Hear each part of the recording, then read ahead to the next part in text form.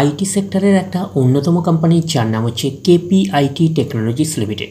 KPIT technologies লিমিটেডের হচ্ছে quarter 4-এর result out হয়ে গেছে। কোয়ার্টার 4-এর রেজাল্টের পারফরমেন্স কী টাইপের দিয়েছে কেপিআইটি টেকনোলজিস লিমিটেড, সেটাকে নিয়ে আমরা অ্যানালিসিস করব। তার আগে আমরা কোম্পানিটার হচ্ছে চার্ট প্যাটার্নটাকে নিয়ে অ্যানালিসিস করব। দেখব যে শেয়ার হোল্ডারদের কতটা রিটার্ন জেনারেট করেছে বা ওয়েলথ ক্রিয়েট করে দিয়েছে, সেটাকে নিয়ে আগে আমরা ফার্স্ট অ্যানালিসিস করব। আফটার দ্যাট হচ্ছে আমরা কোম্পানিটার হচ্ছে কোয়ার্টার 4-এর রেজাল্টের পারফরমেন্স কী টাইপের দিয়েছে সেটাকে নিয়ে অ্যানালিসিস করব। তো কোম্পানিটা হচ্ছে আইটি সেক্টরের একটা অন্যতম কোম্পানি। কোম্পানিটা বিশেষত হচ্ছে ইলেকট্রিক ভেহিকেল সেগমেন্টের ওপরে কিন্তু কাজ করছে। তো কোম্পানিটা এখন ট্রেড করছে কত, 1509 টাকা 75 পয়সায় এখন ট্রেড করছে।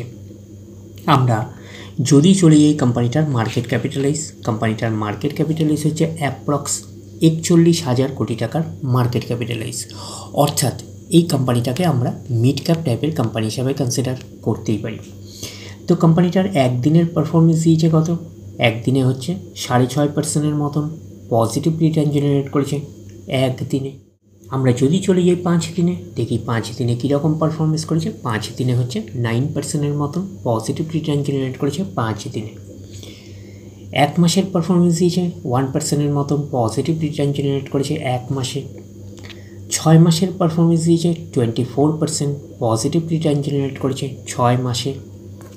1 জানুয়ারি থেকে পারফরমেন্স দিয়েছে 1% মতন পজিটিভ রিটার্ন জেনারেট করেছে 1 জানুয়ারি থেকে। আমরা যদি চলে যাই 1 বছরে, দেখি কীরকম পারফরমেন্স করেছে।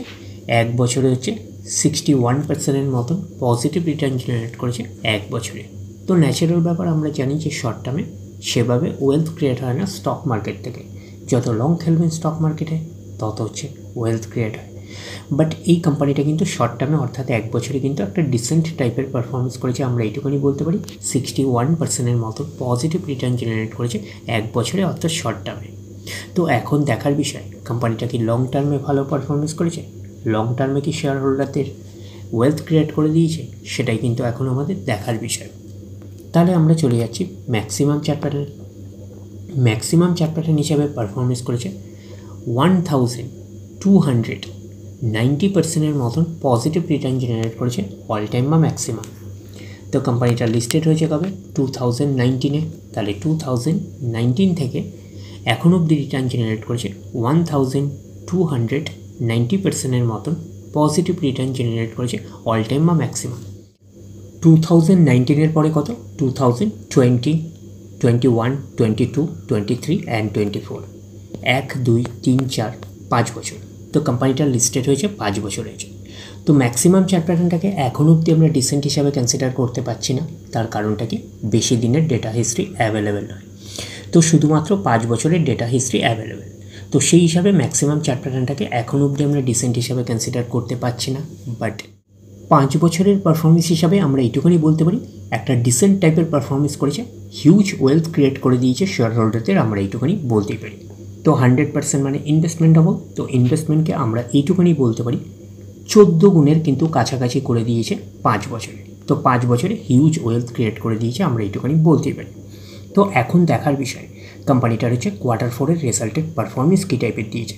তাহলে আমরা চলে যাচ্ছি কোম্পানিটার কোয়ার্টার 4-এর রেজাল্টে। আমরা চলে আসলাম কোম্পানিটার হচ্ছে কোয়ার্টার 4-এর রেজাল্টের পিডিএফ ফাইলে।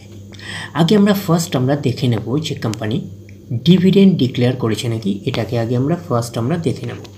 তো এখানে লেখা দেখতেই পাচ্ছেন, লেখা আছে ফাইনাল ডিভিডেন্ড 4 টাকা 60 পয়সা করে কিন্তু ফাইনাল ডিভিডেন্ড কিন্তু ডিক্লেয়ার করেছে।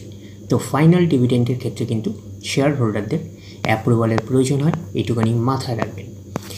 এইবারে আমরা চলে যাচ্ছি কোম্পানিটার হচ্ছে কোয়ার্টার 4-এর রেজাল্টে, দেখবো যে কোয়ার্টার 4-এর রেজাল্টের পারফরমেন্স কী টাইপের দিয়েছে। তাহলে আমরা চলে আসলাম কোম্পানিটার কোয়ার্টার 4-এর রেজাল্টে 5 নম্বর পেজে। তাহলে আমরা পাচ্ছি কি, ফার্স্ট হচ্ছে আমরা দেখে নেব যে সিকোয়েন্সগুলো ঠিকঠাকভাবে সাজানো রয়েছে নাকি, এটাকে আগে আমরা আমরা দেখে নেব। তো রিফ্রেশ হলে ভিজিবল হবে আপনাদের কাছে। এটা হচ্ছে এই কোয়ার্টার, মিস হচ্ছে কোয়ার্টার 4, এটা প্রিভিয়াস কোয়ার্টার, আর এটা হচ্ছে 1 বছর আগে। তাহলে সিকোয়েন্সগুলো ঠিকঠাকভাবে সাজানো রয়েছে, আমরা এইটুকুনি বলতেই পারি। এইবারে আমরা দেখে নেব যে অ্যামাউন্টগুলো কিসে দিয়েছে। অ্যামাউন্টগুলো কিন্তু মিলিয়ন্সে দিয়েছে অ্যামাউন্টগুলো। এইবারে আমরা চলে যাব কোম্পানিটার টোটাল ইনকামে। তো টোটাল ইনকামে যাওয়ার আগে একটু লার্জ করে অ্যাডজাস্ট করে নেব, তাহলে আপনাদের কাছে ব্যাপারটা ভিজিবল হবে। তো রিফ্রেশ হলে ভিজিবল হবে। তো এইবারে আমরা চলে আসছি কোম্পানিটার টোটাল ইনকামে। এই কোয়ার্টার মিস হয়েছে কোয়ার্টার 4-এ 13,344, প্রিভিয়াস কোয়ার্টারে ছিল 12,757 এবং এক বছর আগে ছিল 10,236। তাহলে এক বছর আগের 10,236টা এখন কত হয়ে গেছে? 13,344। তাহলে আমরা বলবো ইয়ার অন ইয়ার বেসিস কিন্তু জাম্প রয়েছে টোটাল ইনকামে। প্রিভিয়াস কোয়ার্টারে ছিল কত? 12,757, সেটা হয়ে গেল এই কোয়ার্টার মিস হচ্ছে কোয়ার্টার 4-এ হয়ে গেল 13,344। তাহলে আমরা বলবো কোয়ার্টার অন কোয়ার্টার বেসিসে কিন্তু জাম্প রয়েছে টোটাল ইনকামে। তো ন্যাচারাল ব্যাপার, আমরা জানি যে ইনকাম করতে গেলে কোম্পানিকে এক্সপেন্সেস করতেই হবে। তো এখন দেখার বিষয় কোম্পানিটা ইনকাম করতে গিয়ে কতটা এক্সপেন্সেস করেছে। তাহলে আমরা চলে আসলাম টোটাল এক্সপেন্সেসে।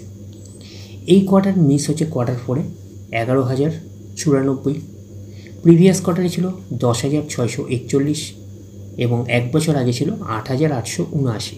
তাহলে এক বছর আগের 8,879টা এখন কত হয়ে গেছে? 11,094।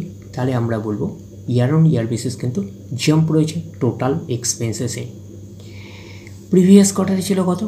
10,641, সেটা হয়ে গেল এই কোয়ার্টার মিস হচ্ছে কোয়ার্টার 4-এ হয়ে গেল 11,094। তাহলে আমরা বলবো কোয়ার্টার অন কোয়ার্টার বেসিসও কিন্তু জাম্প রয়েছে টোটাল এক্সপেন্সেসে। এইবারে আমরা বের করব কি? এইবারে আমরা বের করব হচ্ছে অপারেটিং প্রফিট। কী করে বের করব অপারেটিং প্রফিট? টোটাল ইনকাম থেকে টোটাল এক্সপেন্সেস আমরা বাদ দেবো। বাদ দিলে যেটা পড়ে থাকবে সেটা হচ্ছে অপারেটিং প্রফিট। টোটাল ইনকাম পেয়ে গেছি, টোটাল এক্সপেন্সেস পেয়ে গেছি, টোটাল ইনকাম থেকে টোটাল এক্সপেন্সেস বাদ দিলে পড়ে থাকছে অপারেটিং প্রফিট। তো তাহলে আমরা অপারেটিং প্রফিট কী পাচ্ছি? Profit before share of profit of equity accounted investees and tax, এটাকেই আমরা অপারেটিং প্রফিট বলতে পারি। পাচ্ছি এই কোয়ার্টার মিস হচ্ছে কোয়ার্টার 4-এ কত আছে? 2,250। প্রিভিয়াস কোয়ার্টারে ছিল 2,115 এবং এক বছর আগে ছিল 1,356। তাহলে এক বছর আগের 1,356টা এখন কত হয়ে গেছে? 2,250। তাহলে আমরা বলবো ইয়ার অন ইয়ার বেসিস কিন্তু জাম্প রয়েছে অপারেটিং প্রফিটে। প্রিভিয়াস কোয়ার্টারে ছিল কত? 2,115, সেটা হয়ে গেল এই কোয়ার্টার মিন্স হচ্ছে কোয়ার্টার 4-এ হয়ে গেল কত? 2,250। তাহলে আমরা বলবো কোয়ার্টার অন কোয়ার্টার বেসিসও কিন্তু জাম্প রয়েছে অপারেটিং প্রফিটে। অপারেটিং প্রফিটটাই নিশ্চয়ই কোম্পানির মেন প্রফিট নয়। তারপরে অ্যাডজাস্টমেন্ট থাকলে সেগুলো প্লাস মাইনাস হবে, গভর্নমেন্টকে ট্যাক্স পে করতে হবে, গভর্নমেন্টকে ট্যাক্স পে করার পরে কোম্পানির কাছে যেটা পড়ে থাকবে সেটা কোম্পানির ফাইনাল প্রফিট বা নেট প্রফিট হিসাবে আমরা কনসিডার করতেই পারি। তাহলে পাচ্ছি প্রফিট ফর দ্য পিরিয়ড, এটাকেই নেট প্রফিট বলতে পারি, এটাকেই আমরা ফাইনাল প্রফিট বলতে পারি। পাচ্ছি কত? এই কোয়ার্টার মিন্স হচ্ছে কোয়ার্টার 4-এ 1,659, প্রিভিয়াস কোয়ার্টারে ছিল 1,567 এবং এক বছর আগে ছিল 1,115। তাহলে এক বছর আগের 1,115টা এখন কত হয়ে গেছে? 1,659। তাহলে আমরা বলবো ইয়ার অন ইয়ার বেসিস কিন্তু জাম্প রয়েছে নেট প্রফিটে। প্রিভিয়াস কোয়ার্টারে ছিল কত? 1,567, সেটা হয়ে গেল এই কোয়ার্টার মিন্স হচ্ছে কোয়ার্টার 4-এ হয়ে গেল 1,659। তাহলে আমরা বলবো কোয়ার্টার অন কোয়ার্টার বেসিসও কিন্তু জাম্প রয়েছে নেট প্রফিটে। এইবারে আমরা চলে যাব কোম্পানিটার ইপিএসে অর্থাৎ আর্নিং পার শেয়ারে। তাহলে আমরা চলে আসলাম কোম্পানিটার ইপিএসে অর্থাৎ আর্নিং পার শেয়ারে। এই কোয়ার্টার মিস হচ্ছে কোয়ার্টার 4-এ কত আছে?